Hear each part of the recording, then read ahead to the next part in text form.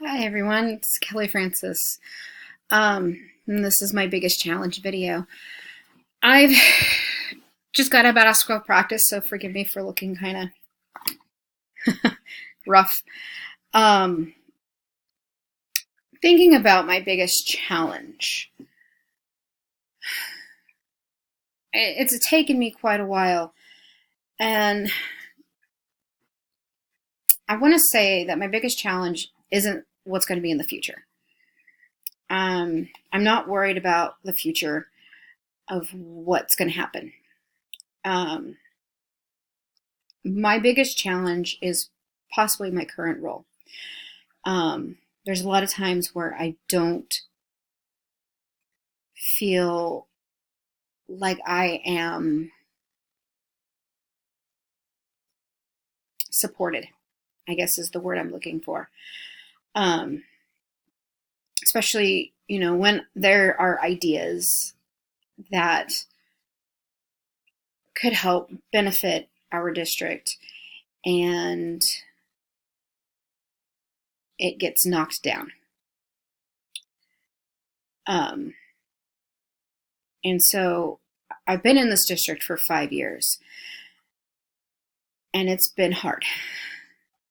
But I keep pressing on, keep going, and doing what I have to do to help my students. Within the past year in the program, I've learned to be more comfortable with technology, and I've been adding more and more technology in there. And I'm finding that this year we're looking at new math curriculum, and there's a curriculum I'm looking at that does utilize online resources. And I have a very unique position. I am a fifth grade teacher in my district, and fifth grade is actually housed at the middle school. And so we are considered a part of the middle school. But districtly or curriculum wise, we are considered elementary. But since I've started this position, I have looked at my position as an intermediate grade. If you go to some of the bigger schools around in the area, fifth grade is part of the intermediate grades. It's because they switch classrooms and are preparing for middle school or junior high. And that's what I do in my grade. And so when it comes to looking at curriculum and whatnot, I look at it from an intermediate standpoint. And I am constantly told that I need to be following what the elementary teachers do. But I don't work with the elementary teachers. They are housed in a completely different building. I don't have a rapport with those teachers. I have a rapport with the middle school teachers because I am housed in that building. Those are the teachers that I work with. When we work with KISA and the KISA design, I'm considered part of the middle school faculty. So it doesn't make sense for me to look at curriculum at an elementary standpoint.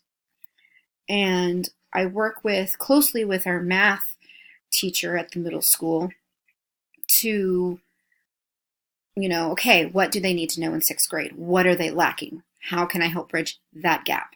And so that's what, I'm doing, but I'm told that I need to look at it from an elementary standpoint. And that doesn't make sense because of where I am at.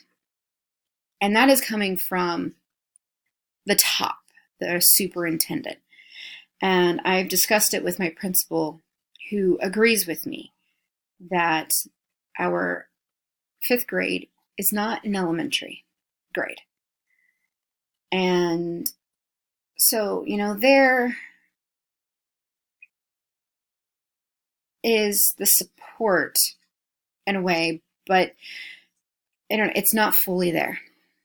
And so that's just been that way since the beginning. There's times where, I've made suggestions and I get looked at like I just sprouted a second head or something.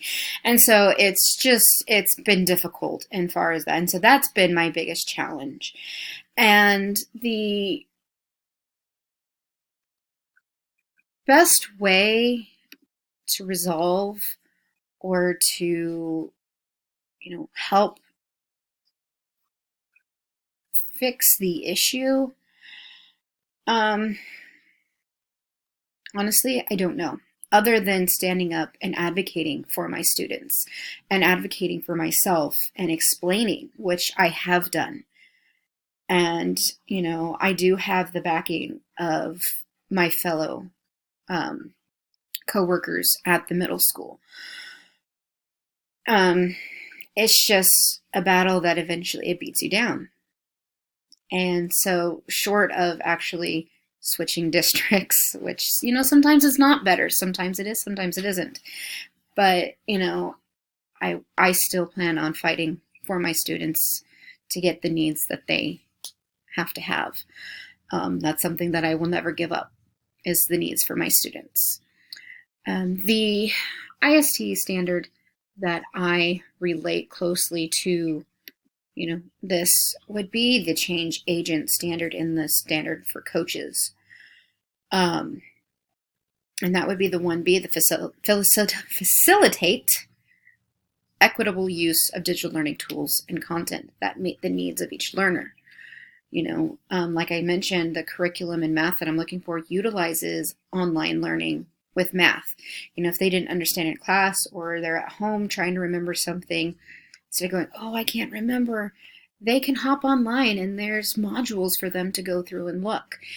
And down at the elementary, they don't use a lot. They have technology, they have iPads, but they don't use a lot of it.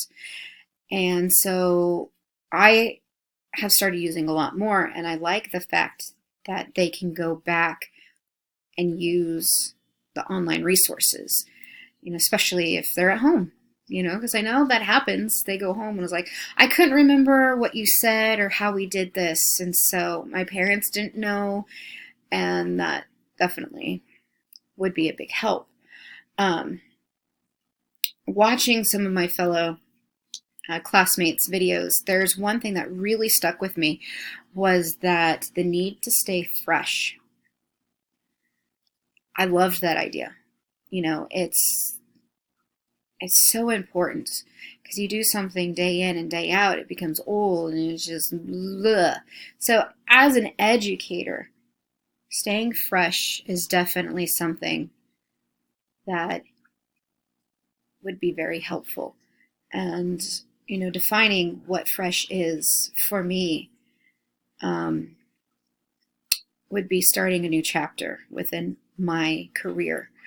Now that I have a master's degree here in actually a couple of days, graduation, I have actually started looking to teach overseas, and I have actually put in an application for a technology position overseas. So, that for me is going to be a fresh start. But I do hope to leave my current position in a good way for whoever comes in after me, that they can come in and kind of continue with the direction that I have already gone. If I don't move on, then somehow revamping what I do to help keep things new and fresh it'll be another challenge, but I'm sure I can do it. So that's been my biggest challenge video. So it was nice working with all of those that have gone through this with me.